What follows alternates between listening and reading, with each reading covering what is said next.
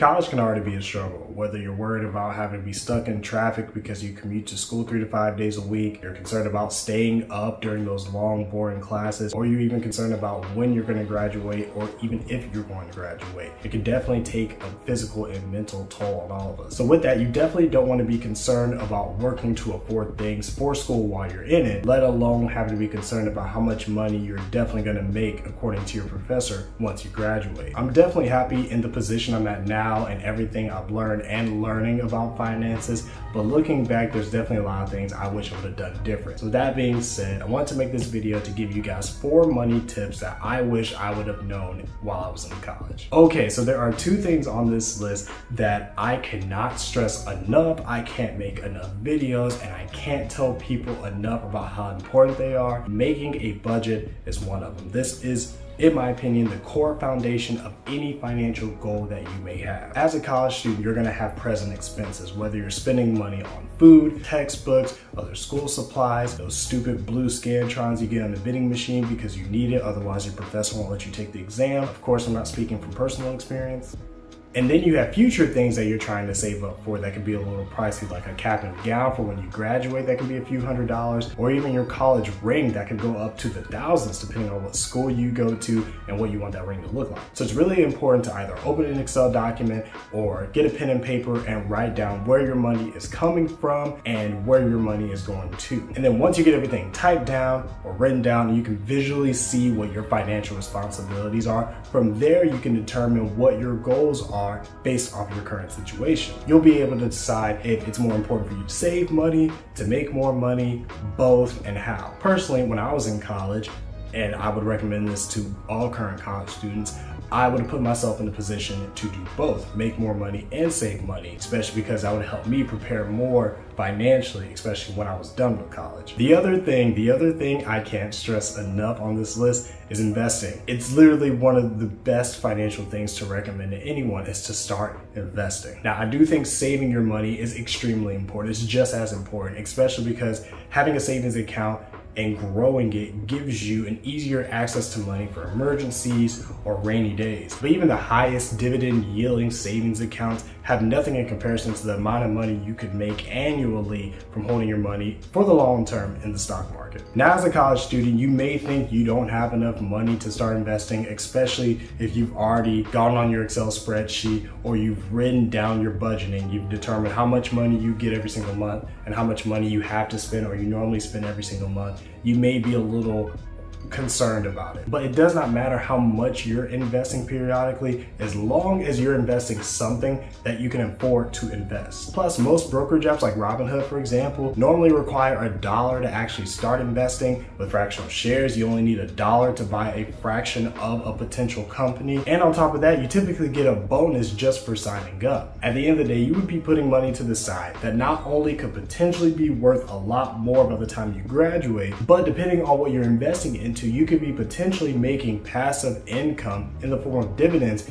if you're investing into companies that offer them, like Apple and Target and Microsoft. The third tip is finding PDFs of textbooks. Now, I know that sounds really weird, especially when you think about the last 2 rules, but first of all, when you consider the amount of money that the average student spends on a yearly basis on textbooks, it becomes a lot more important financially. On top of that, out of these 4 tips, this is actually the only one that I've personally done while I was in college. Granted, it was on the back end of the last few years of my college career, but I did it nonetheless. Being an engineering student, 60 to 70% of the classes required a textbook to pass, and I eventually found out that maybe 60% of those textbooks were actually available online. It was literally as easy as Googling the name of the textbook.pdf, and there was a high probability that I would find that textbook. Now, there is a chance that if you look up a PDF of a textbook, it may be the older version of what you need, but even with that being said, a lot of professors will typically accept that as long as that textbook isn't completely different. For example, your professor may give you homework assignments of a particular problem in your textbook, in the updated textbook, that your PDF doesn't have. But it can be as simple as just taking a photo of the problem. I'm sure there's classmates in your class that have the actual textbook. You can take a photo of it and then just reference your actual PDF textbook for studying. So considering the average amount a student spends annually on textbooks, if you were able to have half of your textbook be in the form of a free PDF, whether it's new or a bit older, that could potentially mean you could save thousands of dollars from not having to buy a new textbook, and that thousands of dollars could go towards savings, investing, or whatever your goal is based on your budget that you filled out. The fourth money tip I wish I would have did in college is get a side hustle. Now, when I was in college, I did have a job that I worked at least 25 hours a week on, and typically an average of 30. But had I known that I could get a side hustle, especially as easy as some side hustles are now, it would have given me more opportunity to focus more on my studies, and I would have jumped on that right away. Now, what's really cool, and I'm not sure if any of you guys are in college have thought about this, but being a college student actually puts you in a pretty unique position to find some really cool side hustles. For example, you're a student that's taking a certain class that you might be really good at, and the prerequisites or the classes you need to take to qualify for that one, you might also be really good at. But there's potentially thousands of students that are not as good. So you could be a tutor at your campus and make some money off that. There's also a lot of schools and degree programs that will pay students to become TAs or teacher's assistants. Not only are you relieving stress off your professor, but you're also getting paid to teach a class on things that you're really confident in yourself. With technology nowadays, almost everybody on campus is going to have a laptop. That's where they keep their textbooks on. That's where they take their notes with. Pretty much everything that revolves around school is going to be on that laptop. So more than likely, you're pretty good at typing. There are actually websites like rep.com and GoTranscript that will actually pay you to be a transcriptionist. That basically means that you're taking audio or you're taking video and you're essentially typing out the subtitles. I mentioned in a previous video about how I was a transcriptionist for 2 weeks. I honestly probably spent only 4 hours because I wasn't really good at time management at the time, or at least not as good as I am now. I still probably made about $40. So it's definitely something that can make you a lot of money, especially if you have enough time based off your time management to actually do the work. Now, the one side hustle that I definitely wish I would have done, sometimes I beat myself up because I didn't start sooner, is having a YouTube channel. And the reason why it goes back to my opinion on how unique of a position that college students are in to have a side hustle. There are classes that you're taking that you find a lot easier that other people don't. You can make a YouTube channel going over problems of that specific course. Not only is it niche, but there are probably thousands of people on your campus that are having issues with that class, and that's just one campus. We're in a world filled with universities, filled with students potentially having an issue with that class as well. So you're in a niche topic that could at the same time get to a lot of people and help a lot of people out. You may also be really good at understanding how to make college a lot easier, whether it's finding the right parking spots, knowing the right times to go to lunch so you're not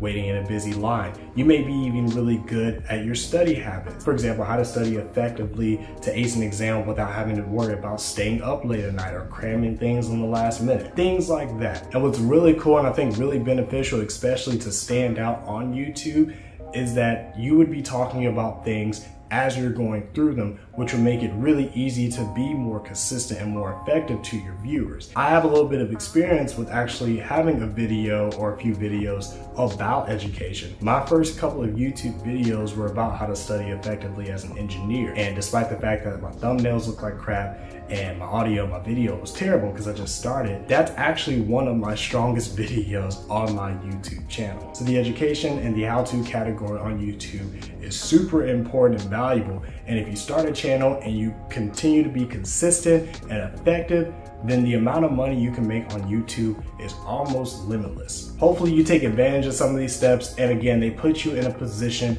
to where you're not as financially concerned about where you are right now, but where you'll be at in the future. But it all starts with budgeting. And there's a budgeting strategy that I personally have used for the past couple of months that have not only helped me financially, but they've also helped me mentally. If you want to learn more about it, make sure you check out this video. It's going to tell you all about it. But I do appreciate you guys watching this video.